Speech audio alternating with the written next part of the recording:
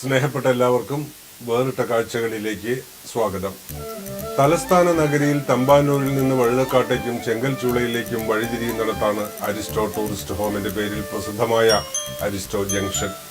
അവിടെ പണ്ട് 10-35 കൊല്ലം മുൻപ് KSRTC ബസ് സ്റ്റാൻഡിൽ നിന്നും റെയിൽവേ സ്റ്റേഷനിൽ നിന്നും ഇറങ്ങി വരുന്ന യാത്രക്കാരോട് ലോഡ്ജ് വേണോ എന്ന് അന്വേഷിച്ച് കൂട്ടിക്കൊണ്ടുപോകുന്ന 10-15 വയസ്സുള്ള ഒരു പയ്യനുണ്ടായിരുന്നു.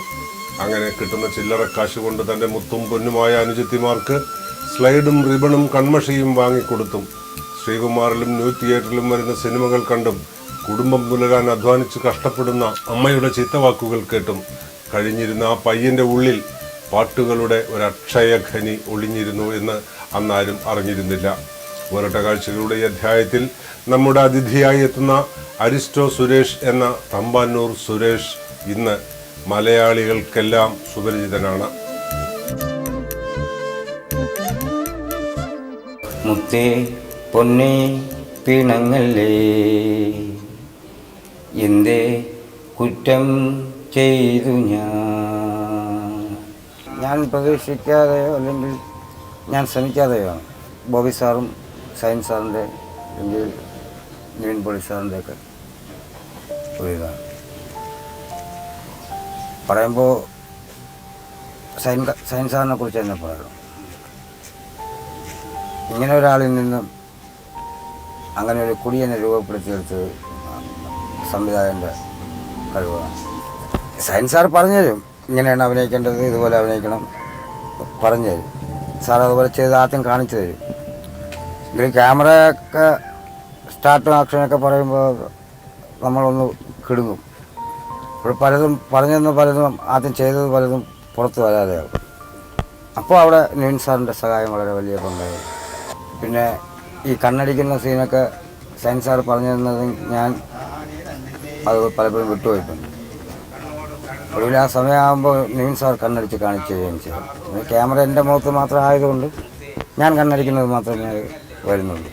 അങ്ങനെ ഒരു ആ കണ്ണടിക്കുന്നത് പാട്ടുകളിനിടയിൽ കണ്ണടിക്കുന്നത് കുറേ പേരുടെ ചേട്ടായി നന്നായിട്ടുണ്ട്. അപ്പോൾ ഞാൻ തന്നെ അറിയാതെ ഉള്ളിൽ ചിരിക്കും. കാര്യം അത് ഞാനല്ല ആ പെർഫോമൻസിൻ്റെ അവകാശം, അത് നിവിൻ സാറിനും സൈൻ സാറാണ്. അപ്പോൾ ഞാൻ പെട്ടെന്ന് ഷൈനൊരു വാട്സപ്പ് ഇയാളുടെ ഒരു പാട്ട് ഞാൻ പണ്ട് റെക്കോർഡ് ചെയ്ത് വെച്ചിരുന്നത് ഞാൻ ഷൈൻ അയച്ചു കൊടുക്കുക. ഷൈൻ പറഞ്ഞു പുള്ളിയുടെ ഒരു ഫോട്ടോ കാണാൻ പറ്റുമോ? ഫോട്ടോ എടുത്തിട്ട് ഞാൻ അപ്പം തന്നെ ഇത് ഷൈൻ അയച്ചു കൊടുത്തു. ഷൈൻ എൻ്റെ അടുത്ത് പറഞ്ഞു ഇത് ഈ ആളെ നമുക്കൊന്ന് കാണാൻ പറ്റുമെന്ന് ചോദിച്ചു. അപ്പോൾ ഞാൻ അന്ന് വൈകിട്ട് ഇവനെ വിളിച്ചു, നമുക്ക് നാളെ എറണാകുളം വരെ ഒന്ന് പോവാം. അപ്പോൾ നാളെ പണിയുണ്ടെന്ന് ചോദിച്ചു. അപ്പോൾ നാളെ അവൻ ഓഫ് ഡേ ആണെന്ന് പറഞ്ഞു. ഇവനുമായിട്ട് ഇങ്ങനെ പോയി ഷൈനെ കണ്ടപ്പോൾ ഇവന് ഷൈൻ ആരെന്നറിയില്ല. നിവിനുണ്ട് അവിടെ, നിവിനെ കണ്ട് മനസ്സിലായില്ല. ഇവൻ കുറേ സമയം കഴിഞ്ഞ് ഞങ്ങൾ വർത്താനൊക്കെ പറഞ്ഞിട്ട് ഷൈൻ പറഞ്ഞൊരു പാട്ട് പാടാൻ പറഞ്ഞു. ഇവൻ എൻ്റെ അടുത്ത് പറഞ്ഞ് ഇപ്പോൾ പാടണോ? ഞാൻ ധൈര്യമായിട്ട് പാട്, നമ്മുടെ കൂട്ടുകാരൻ തന്നെ. അപ്പോൾ പുള്ളി ഇങ്ങനെ ഡെസ്ക് ഇങ്ങനെ വലിച്ചിട്ടിങ്ങനെ കൊട്ടടിച്ച് പാടാൻ തുടങ്ങി. പാടുമ്പോൾ നിവിൻ ഇങ്ങനെ എഴുന്നേറ്റ് വന്ന് അവിടെ നിന്ന് ഇങ്ങനെ ഈ പാട്ടിനനുസരിച്ച് ഇവൻ്റെ ഈ താളമൊക്കെ ആയിട്ട് നിവിൻ അവിടെ നിന്ന് ഇങ്ങനെ ഡാൻസ് കളിച്ചുകൊണ്ടിരിക്കുക. പാട്ട് കഴിഞ്ഞ് ഭയങ്കര കയ്യൊക്കെ അടിച്ച് കുറേ സമയം കഴിഞ്ഞപ്പോൾ ഷൈൻ ഇയാളുടെ അടുത്തൊരു കുടിയനായിട്ട് ഒന്ന് അഭിനയിച്ച് കാണിച്ചെടുത്ത് ഇതൊന്ന് കാണിക്കാൻ പറഞ്ഞപ്പോൾ ഇയാൾ അതേപോലെ ഒറ്റ ഒരു ടേക്ക് എന്നൊക്കെ പറയില്ല എന്ന് പറഞ്ഞാൽ ഇവൻ ഇങ്ങനെ കാണിക്കുന്ന സമയത്ത് ഷൈൻ ഇങ്ങനെ സെലക്റ്റഡ്. അത് ഭയങ്കര ഒരു സംഭവമായിരുന്നു. തിരുവനന്തപുരത്ത് കണ്ടേറ്റുമുക്കിൽ വാസു ഇന്ദിര ദമ്പതികളുടെ 6 മക്കളിൽ രണ്ടാമനായ സുരേഷിന് സഹോദരികളുടെയും അമ്മയുടെയും ചുമതല അച്ഛൻ നേരത്തെ ഉപേക്ഷിച്ചു പോയതുകൊണ്ട് വളരെ ചെറുപ്പത്തിലെ ഏറ്റെടുക്കേണ്ടി വന്നു. റെയിൽവേയിലായിരുന്ന ഇളയച്ഛനായിരുന്നു സഹായിച്ചു പോന്നത്. കഷ്ടപ്പാടുകൾക്കിടയിലും സ്കൂളിൽ അയക്കാൻ അമ്മ പരമാവധി അധ്വാനിച്ചുവെങ്കിലും വിജയിച്ചില്ല. കഷ്ടിച്ച് 8ാം തരം വരെ എത്താൻ കഴിഞ്ഞുള്ളൂ. സിനിമ കാണുന്നതിലായിരുന്നു പ്രധാന കമ്പം. വളർന്നു വലുതായപ്പോൾ എങ്ങനെയോ ചുമട്ടു തൊഴിലാളിയായി, ഒപ്പം രാഷ്ട്രീയക്കാരനുമായി. പാട്ടുകൾ തുടർച്ചയായി എഴുതിക്കൂട്ടി. ചില കവിതകളും. ദൂരത്തൊരു തീരം എന്ന തിരക്കഥയും എഴുതി. കൂട്ടത്തിൽ നല്ല ഭക്ഷണം പാചകം ചെയ്യാനും പഠിച്ചു. പാട്ടു വേണോ, നല്ല പാട്ടു വേണോ, ഒരു നല്ല നാടൻ പാട്ടു വേണോ. പാട്ടു വേണോ, നല്ല പാട്ടു വേണോ, ഒരു നല്ല നാടൻ പാട്ടു വേണോ. കടലോരം കേൾക്കണ പാട്ടു വേണോ, കായലല്ല മൂളും പാട്ടു വേണോ. കാടിൻ്റെ മക്കളുടെ പാട്ടു വേണോ, കാവുണ തേടുന്ന പാട്ടു വേണോ. ആയിരത്തൊന്നു പറവയും പാടത്തെ ഞാറ്റുവേല പാട്ടു വേണോ നല്ല പാട്ടു വേണോ ഒരു നാടൻ പാട്ടു വേണോ.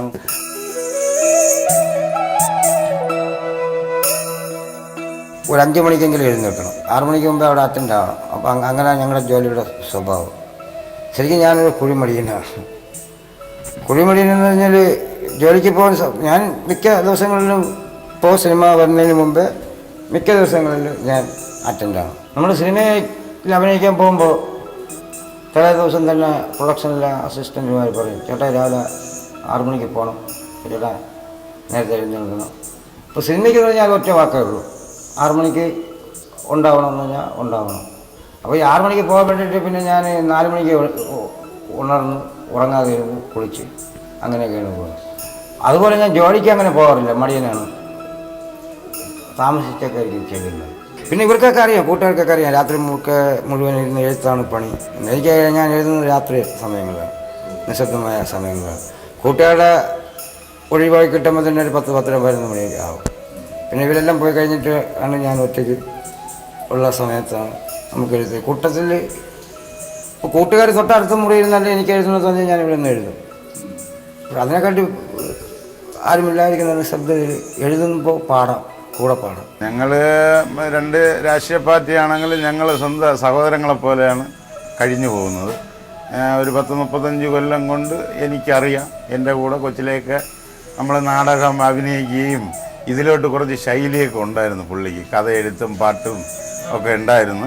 അപ്പോൾ അതെല്ലാം ഇപ്പം സിനിമയിലേക്ക് കയറി.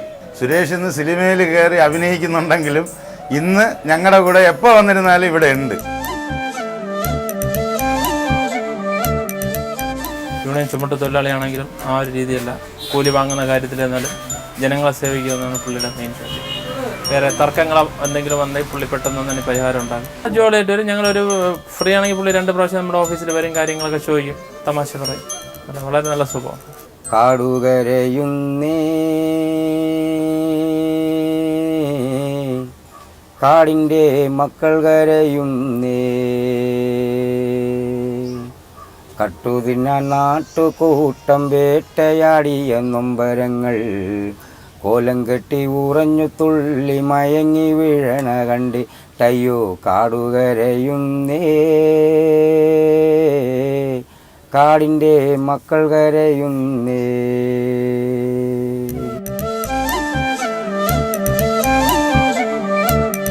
ശരിക്കും പറഞ്ഞാൽ എൻ്റെ സുഹൃത്തുക്കളെ ഇതൊന്നുമല്ല. കൂട്ടുകാർ പിന്നെ പലരും വിവാഹം കഴിഞ്ഞു, അവർക്ക് മക്കളായി, മക്കളൊക്കെ ആയപ്പോൾ പിന്നെ പുതിയ തലമുറയിലുള്ള കൂട്ടുകാർ, സാധാരണ ഇവിടെ എന്ന് വെച്ച് കഴിഞ്ഞാൽ ഒരു കൂട്ടുകാർ നിലവിലുള്ള കൂട്ടുകാർ പോയി കഴിയുമ്പോൾ വേറെ പിന്നെ അടുത്ത പ്രായക്കാരെ കൂട്ടുകൂടുക, അവരോടൊപ്പം നടക്കുക, അങ്ങനെയൊക്കെ. ഞാനങ്ങനെയൊന്നും നമ്മുടെ പഴയ കൂട്ടുകാർ തന്നെ. പുതിയ കൂട്ടുകാരുണ്ട്, അതെനിക്ക് അനുജന്മാർക്ക് സമമായ കൂട്ടുകാർ, അവരെ കൂട്ടുകാരായിട്ട് പറയാൻ പറ്റും. തമ്പാനൂർ നമ്മുടെ പോലീസ് സ്റ്റേഷൻ ഓപ്പോസിറ്റ് പണ്ടൊരു റെയിൽവേ കോളനി ഉണ്ടായിരുന്നു, അവിടെ നിന്ന് തുടങ്ങിയ സൗഹൃദമാണ്. അതിനുശേഷം നമ്മൾ കുറച്ച് നമുക്ക് 10-20 വയസ്സായ സമയത്ത് നമ്മളിവിടെ അരിസ്റ്റോ ജംഗ്ഷനിൽ യൂണിയൻ പഠിക്കുകയായിരുന്നു. ഇപ്പോഴും നമ്മുടെ സൗഹൃദം സുരേഷിന് മാത്രമല്ല, ജോൺസൺ, രാധാകൃഷ്ണൻ, അനിൽകുമാർ, നമ്മളെ ഈ നിൽക്കുന്ന സുഹൃത്തുക്കളെല്ലാം നമ്മൾ അന്നും അതേ സൗഹൃദം ഇന്നും തുടർന്ന് പോകുന്നു. കുടുംബപരമായി ബന്ധപ്പെടുന്നു, വീടുകളിൽ പോകുന്നു, കാണുന്നു, എല്ലാ കാര്യങ്ങളും നമ്മൾ ഒരേപോലെയാണ്. അതുവരെ ഒരു മാറ്റം. സുരേഷ് പിന്നെ സ്റ്റാർ ആയതിനു ശേഷം സുരേഷിൻ്റെ സ്വഭാവത്തിൽ യാതൊരു വ്യത്യാസവും ഇന്നുവരെ ഇല്ല. സുഹൃത്തുക്കൾ പറഞ്ഞു തന്നിട്ടുണ്ടായ പാട്ടുകളാണ് എൻ്റെ. സുഹൃത്തിനെ കുറിച്ചൊക്കെ ഒരു പാട്ട് ഞാൻ എഴുതിയിട്ടുണ്ട്. തമ്പാനൂർ പാലത്തിൻ്റെ ചോട്ടിൽ മൂമന്തി വന്നണഞ്ഞാലൊത്തു ചേരും, തമ്പാനൂർ പാലത്തിൻ്റെ ചോട്ടിൽ മൂവന്തി അണഞ്ഞാലൊത്തു ചേരും, ജോൺസൺ, ഗോപൻ, ബിനു, അങ്ങനെ തുടങ്ങുന്ന ഒരു പാട്ടുണ്ട്. അവർക്ക് മാത്രം കേൾക്കാനുള്ള പാട്ടാണ്. എല്ലാവരും നല്ല രീതിയിൽ ഇഷ്ടപ്പെടുന്നു. പിന്നെ ഒരു ചുമട്ട് തൊഴിലാളി ആയിരുന്നു. ഇപ്പോൾ പുള്ളി ഇപ്പോഴും അതിൽ പങ്കിട്ട് നിൽക്കുകയാണ്. ഇപ്പോഴും ഒരാളെയും ഒരു പക്ഷഭേദമില്ലാതെ നല്ല രീതിയിൽ ഇപ്പോഴും ഈ പ്രവർത്തനം ആ പ്രവർത്തനം ഒരേ രീതിയിൽ കൊണ്ടുപോകുന്നു. 3 പാട്ട് റെക്കോർഡ് ചെയ്തിരുന്നു സ്റ്റുഡിയോയിൽ. അതിലിപ്പോൾ പാട്ട് ഞാനിപ്പോൾ സ്റ്റേജിലൊക്കെ ഇപ്പോൾ പാടുന്നുണ്ട്. മൈലാഞ്ചിക്കാട്ടിലെ കിളിച്ചുണ്ടൻ മാവിൽ കിളിക്കുട്ടം പറന്നണഞ്ഞു റസിയ മാമ്പഴക്കാലമായി. റെക്കോർഡിൽ ഇപ്പോൾ ഞാനല്ല പാടിയത്, വിനോദ് എന്ന എൻ്റെ ഒരു കൂട്ടുകാരനെ കൊണ്ടാണ് പാടിപ്പിച്ചത്.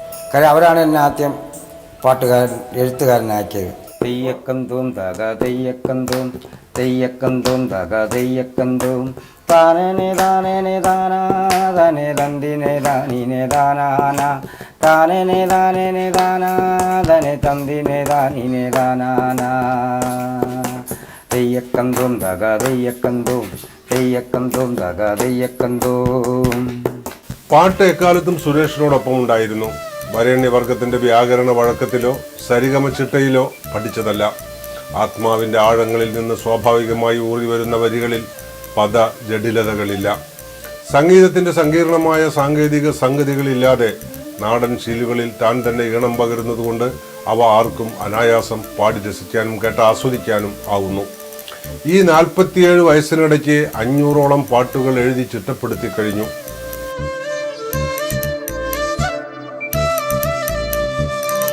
കുട്ടിക്കാലം എന്ന് പറഞ്ഞു കഴിഞ്ഞാൽ നിയന്ത്രണങ്ങളില്ലാത്ത ജീവിതമാണ്. എവിടെ പോകുന്നു, എവിടെ വരുന്നു, ഇതൊക്കെ ചോദിക്കാൻ അമ്മയ്ക്ക് ചോദിക്കാൻ പേടിയാണ്. പിന്നെ വീട്ടിൽ വന്നില്ലെങ്കിലോ എന്നുള്ള പേടിയാണ്. ഇളയച്ചനാണ് എന്നെ സ്കൂളിൽ ചേർത്തതും വളർത്തിയതും പഠിപ്പിച്ചതൊക്കെ. അച്ഛൻ ചിലപ്പോൾ കുഞ്ഞിൻ്റെ എനിക്ക് ഓർമ്മയ്ക്ക് വെക്കുന്നതിന് മുമ്പേ അച്ഛൻ പിണങ്ങി പോയിട്ടുള്ള ആളാണ്.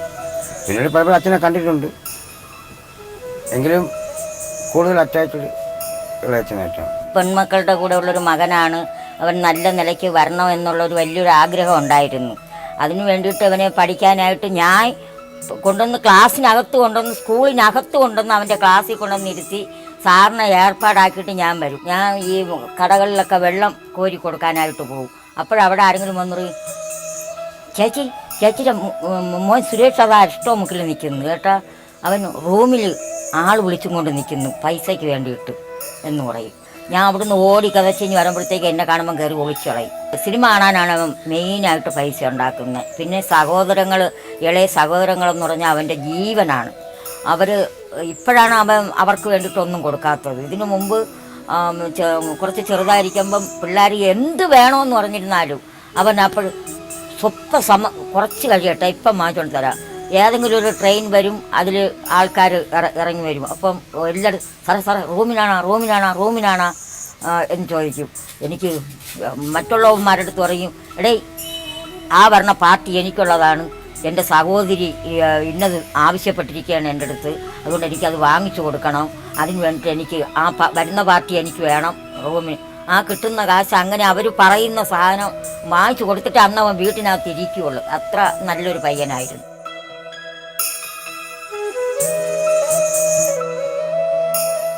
പഠിക്കാത്തത് കുറഞ്ഞതൊരു SLC-കാരനെങ്കിലും ആവാതെ പഠനം ഉപേക്ഷിക്കേണ്ടി വന്നത് വളരെ ഒരു നഷ്ടമായിട്ട് കരുതുന്നതാണ്. ഈയിടയ്ക്ക് ഞാനൊരു SPC സ്റ്റുഡൻസ് പോലീസ് കാഡറ്റ് പരിപാടിക്ക് വേണ്ടി ഞാൻ പോയി. അപ്പോൾ അവിടെ വെച്ചൊരു കുട്ടി അവിടെ വന്നിട്ട് അങ്കിള് കലക്കിയിട്ടുണ്ട്, സിനിമയിൽ കളിക്കുന്ന അങ്ങളുടെ പാട്ട് സൂപ്പർ ഒക്കെയാണ്. അപ്പോൾ ഞാൻ പറഞ്ഞു അതൊക്കെ ഓക്കെ സംഭവിക്കുക തന്നെ, ഇപ്പോൾ പഠിക്കേണ്ട സമയമാണ്, പഠിക്കണം, ക്യാമ്പ് കഴിഞ്ഞാൽ പരീക്ഷയൊക്കെ വരികയാണ് അല്ലേ, അതുകൊണ്ട് നിങ്ങൾ നല്ല പഠിക്കണം. ഓ അങ്കിൾ പഠിച്ചിട്ടാണോ അങ്കിൾ ഇങ്ങനെ ആയത്, ലോക അറിവ് പോരെ അങ്കിൾ എന്ന് പറയും. അപ്പോൾ ഞാൻ തിരിച്ച് ചോദിച്ചു, ഒരു അഡ്വക്കേറ്റ് ആവണമെങ്കിൽ എന്ത് വേണം? അത് LLB എടുക്കണം. ഇപ്പോൾ LLB എടുക്കണമെങ്കിൽ പഠിക്കാതെ LLB എടുക്കാൻ പറ്റുമോ? ഡിഗ്രി ഒക്കെ ഉണ്ടെങ്കിൽ LLB ചേരാനൊക്കെ പറ്റും. അപ്പോൾ പഠിക്കാതെ പോകുന്നത് നഷ്ടം തന്നെയാണ്. എൻ്റെ പാട്ടൊക്കെ കേട്ട് ആരാധകരായ കുറേ കുട്ടികൾ 2 വയസ്സുകാർ വരെ അത് കൂട്ടത്തിലുണ്ട്. അവർക്ക് പറഞ്ഞൊരു പക്ഷേ മനസ്സിലാവില്ലായിരിക്കാം. കുറച്ചുകൂടി മുതിർന്ന കുട്ടികളുണ്ട്, 4ലും 5ലൊക്കെ പഠിക്കുന്നത്. അവരോടുകൂടി ഞാൻ പറയുന്നു, അങ്കിളിനെ പോലെ ഒരിക്കലും ആകരുത്. അങ്കിളിനെ പോലെ ആയാൽ ഒരു പാട്ട് എഴുതാൻ വാക്കുകളുടെ അർത്ഥത്തിന് ഇംഗ്ലീഷ് ബോർഡ് കണ്ടാൽ അതെന്താണെന്ന് ചോദിക്കാനും നമുക്ക് മറ്റുള്ളവരുടെ സഹായം തേടേണ്ടി വരും. അതുകൊണ്ട് അങ്കിളിനെ പോലെ ഒരാൾ ഒരിക്കലും ആകരുത്. പാട്ടൊക്കെ നല്ലത് തന്നെയാണ്, പക്ഷെ പഠിക്കണം. പഠിക്കാത്ത ഒരാളെ അങ്കിൾ ഞാൻ ഇഷ്ടപ്പെടില്ല. അറിവിൽ ചിലപ്പോൾ പഠിക്കാത്ത ആളിനും പഠിക്കുന്ന ആളിനും ഒക്കെ അറിവ് ഒരുപോലെ ആവാം. ആണ് അല്ലെങ്കിൽ. പക്ഷെ അത് പേപ്പറിലോട്ടൊക്കെ എഴുതി ഫലിപ്പിക്കുമ്പോൾ പഠിച്ച ആളുടെ എഴുത്തിനും പഠിക്കാത്ത ആളുടെ എഴുത്തിനും ഒരുപാട് വ്യത്യാസമുണ്ടാകും. പാർശ്വവൽകൃതമായ ജീവിത സാഹചര്യങ്ങളിൽ നിന്ന് പൊടുന്നനെ താരപദവിയിലേക്ക് ഉയർന്നെങ്കിലും ആക്ഷൻ ഹീറോ സുരേഷ് ഇപ്പോഴും പഴയ തമ്പാനൂർക്കാരൻ തന്നെയാണ്. താരബോധം തീരെയില്ല. ചുമട്ടുകാർക്കിടയിൽ ചുമട്ടുകാരനും നാട്ടുകാർക്കിടയിൽ നാട്ടുകാരനുമായി വേഷഭൂഷകളിൽ ഒട്ടും മാറ്റം വരുത്താതെ സിനിമാ പ്രവർത്തനങ്ങളില്ലാത്തപ്പോഴൊക്കെ തൻ്റെ ഈറ്റില്ലമായ അരിസ്റ്റോ ജംഗ്ഷനിൽ സുരേഷ് ഹാജരുണ്ട്. സ്നേഹമുള്ള ആരുമായും ചേർന്ന് പാട്ടുപാടാനും സെൽഫി എടുക്കാനും തയ്യാറുമാണ്. പാട്ടുപോലെ തന്നെ സുരേഷിനോടൊപ്പമുള്ള സെൽഫികളും 500 കവിഞ്ഞിട്ടുണ്ടാകുമെന്നാണ് കേൾവി.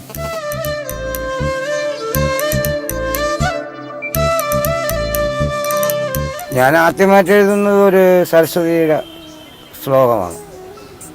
അത് എൻ്റെ ഒരു കൂട്ടുകാരൻ കൊണ്ട് അമ്പലത്തിൽ കൊണ്ട് ഭജനയ്ക്ക് പാടി, അങ്ങനെയാണ് ഞാൻ പാട്ടുകാരനായി വരുന്നത്. അതൊരു അനുഗ്രഹമായിട്ടാണ് ഞാൻ കരുതുന്നത്. ഇപ്പോൾ ഞാൻ 500 പാട്ടോളമൊക്കെ എഴുതിയിട്ടുണ്ടെന്ന് സുരാജൊക്കെയാണ് ആദ്യം ഇത് പറയുന്നത്. ഞാൻ സുരാജ് വരുന്ന ദിവസങ്ങളിൽ അന്ന് ഭയങ്കര ഞാൻ പാട്ട് പാടുമ്പോൾ സുരാജാണ് മിമിക്രിയിൽ മൈക്കിലൂടെ താളമിട്ട് സപ്പോർട്ട് ചെയ്യുന്നു. പിന്നെ സ്റ്റേജിൽ കയറ്റി എനിക്ക് ആദ്യം സ്റ്റേജിൽ കയറാനൊക്കെ ഭയങ്കര പേടിയായിരുന്നു. സ്റ്റേജ് എന്ന് പറയുമ്പോൾ ഈ ക്രൗഡിൻ്റെ മുമ്പേ എത്തുക എന്നുള്ള ചാനലിലായിരുന്നാലും എവിടെയായിരുന്നാലും അപ്പോൾ അതിന് ധൈര്യം പോകുന്നത് സുരാജാണ്. നമ്മൾ ഓരോരുത്തരും ഓരോ തരത്തിലുള്ള തിരക്കുള്ള ആൾക്കാരായിരുന്നു പല രീതിയിലും പല സമയത്തും. ആ സമയത്ത് സുരേഷിന് ആ സമയത്ത് നമുക്ക് എൻകറേജ് ചെയ്യാൻ കഴിഞ്ഞിട്ടില്ലായിരുന്നു. പകരം നമ്മൾ ഒരുമിച്ച് കൂടുന്ന സന്ദർഭങ്ങളിൽ ഇപ്പോൾ എൻ്റെ പല സുഹൃത്തുക്കളും നമ്മുടെ സുരേഷ് ഒഴിച്ച് ബാക്കി പല സുഹൃത്തുക്കളും പല നാട്ടിലും വർക്ക് ചെയ്യുന്ന ആൾക്കാരാണ്. അതിൽ ഒരുമിച്ച് കൂടുമ്പോൾ മാത്രമാണ് ഇവൻ എഴുതി വച്ചിരിക്കുന്ന പാട്ടുകൾ നമുക്ക് കേൾക്കാൻ കഴിയുന്നതോടൊപ്പം തന്നെ നമ്മൾ 1-2 പേരെ കാണാനും എനിക്ക് ശ്രമിച്ചിട്ടുണ്ടായിരുന്നു. അപ്പോഴൊന്നും അത് ശരിക്കും അത് നമുക്ക് എത്തേണ്ട സ്ഥലത്ത് എത്തിക്കാൻ കഴിഞ്ഞിട്ടില്ല. സുരേഷിൻ്റെ കൂട്ടുകാരൊക്കെ ഉണ്ട്, എല്ലാവരും വരും, പാട്ട് പാടും, താളം അടിയും ബഹളമൊക്കെയാ. പിന്നെ 12-1 മണി വരെയൊക്കെ എല്ലാവരും ഉണ്ട്. വേറെ കുഴപ്പമൊന്നുമില്ല, ഞങ്ങൾക്ക് ശല്യമൊന്നുമില്ല. ഞങ്ങളുടെ മേളിൽ വന്ന് എല്ലാം പാട്ടും പാടി കേൾപ്പിക്കും. മഴയേ നീ എന്തിനു പെയ്യുന്നു, കരളിൽ കുളിരുകൾ പൂക്കാനോ, കണ്ണിൽ കവിതകൾ എഴുതാനോ. കരളിൽ കുളിരുകൾ പൂക്കാനോ, കണ്ണിൽ കവിതകൾ എഴുതാനോ. മഴയേ നീ എന്തിനു പെയ്യുന്നു, എന്തിനു പെയ്യുന്നു. കവിതകളോട് താല്പര്യം കുറവ്. പാട്ടുകളാകുമ്പോൾ നമുക്കൊരു 8 വരി 12 വരിയിൽ നമുക്കൊരു പാട്ട് തീരും. കവിതകളെന്ന് പറയുമ്പോൾ ഇങ്ങനെ കിലോമീറ്ററുകളോ അങ്ങനെയൊന്നും എഴുതാൻ എന്നെ കൊണ്ട് പറ്റില്ല. എനിക്ക് അതൊന്നും അറിയില്ല. വിനയമാണ് ഈ കലാകാരന്റെ മുഖമുദ്ര. കിട്ടിയ കീർത്തിയും യശസ്സുമൊന്നും തനിക്ക് മാത്രം അർഹതപ്പെട്ടതല്ലെന്നും അതെല്ലാം തൻ്റെ കൂട്ടുകാർക്കും ബോബി മോഹൻ, ആബ്രിഡ് ഷൈൻ, നിവിൻ പോളി തുടങ്ങിയ ചലച്ചിത്ര പ്രവർത്തകർക്ക് കൂടി പങ്കുവയ്ക്കാനുള്ളതാണെന്നും മടി കൂടാതെ സുരേഷ് രേഖപ്പെടുത്തുന്നു. സ്കൂളിലേക്ക് എന്നും പറഞ്ഞ് വീട്ടിൽ നിന്നിറങ്ങി കറങ്ങി നടക്കുന്നവരോട് ഈ ഗാനതാരം പറയുന്നത് ആരും തൻ്റെ ഇപ്പോഴത്തെ ഗ്ലാമർ കണ്ട് മയങ്ങരുതെന്നും തന്നെ പോലെ ആവരുതെന്നുമാണ്. പഠനത്തിന് പകരം വെക്കാൻ മറ്റൊന്നുമില്ല. പഠിച്ചവനും പഠിക്കാത്തവനും എല്ലാ മേഖലകളിലും എന്നും വേറെ വേറെ തന്നെയാണെന്ന് സ്വാനുഭവം കൊണ്ട് സുരേഷ് മനസ്സിലാക്കുന്നുണ്ട്. വിവാഹം വേണ്ടെന്നാരും വെച്ചു. വിവാഹം വേണ്ടെന്നൊന്നും വെച്ചിട്ടില്ല. വിവാഹം കഴിക്കേണ്ട പ്രായത്തിൽ എനിക്ക് സഹോദരിമാരെ കെട്ടിച്ചു വിടേണ്ടതുണ്ടായിരുന്നു. ഞാനെല്ലാം കെട്ടിച്ചു വിട്ട എൻ്റെ അമ്മ ഇളയച്ഛൻ്റെ ഇതാണ്. പിന്നെ കെട്ടിച്ചു വിടാൻ ഒരനുജത്തിമാരൊക്കെ ബാലൻസ് കൊടുക്കുന്ന സമയത്ത് ആ ആഗ്രഹം അങ്ങ് പോയി. കാര്യം എനിക്ക് സിനിമയിൽ കയറണം, തിരക്കഥാകൃത്തായിട്ട് സിനിമയിൽ പ്രവേശിക്കണമെന്നായിരുന്നു എൻ്റെ ആഗ്രഹം. അത് കുറേ തിരക്കഥകൾ നമ്മൾ എഴുതിയിട്ടുള്ളത്. പക്ഷേ ആ തിരക്കഥകൾ ഇപ്പോൾ സിനിമയാക്കാൻ പ്രയാസമാണ്. കാര്യം സിനിമ മെലോ ഡ്രാമയിൽ നിന്നും റിയാലിറ്റിയിലേക്ക് വന്നു കഴിഞ്ഞു. ഇപ്പോൾ റിയാലിറ്റി ആയിട്ടുള്ള ഒരു സംഭവത്തിന് വേണ്ടിയിട്ട് ഞാൻ വെയിറ്റ് ചെയ്യുകയാണ്. കുട്ടികൾക്ക് പ്രാധാന്യമുള്ള ഒരു സംഭവമായിരിക്കണമെന്ന് നിർബന്ധമുണ്ട്. അങ്ങനെ വരുമ്പോൾ ആ സ്ക്രിപ്റ്റ് ഞാൻ എഴുതും. ഷൈൻ സാറ് അത് ഇഷ്ടപ്പെട്ടാൽ അത് സിനിമയാകും. പിന്നെ ഷൈൻ സാറിന് ഇപ്പോൾ 2-3 പടങ്ങൾ ഇനിയിപ്പോൾ തുടർച്ചയായിട്ടുണ്ട്. അപ്പോൾ ഷൈൻ സാറിൻ്റെ കൂടെ നിന്ന് സംവിധാനം പഠിക്കണം, ഒരു സംവിധായകനാകണം. അതിനുശേഷം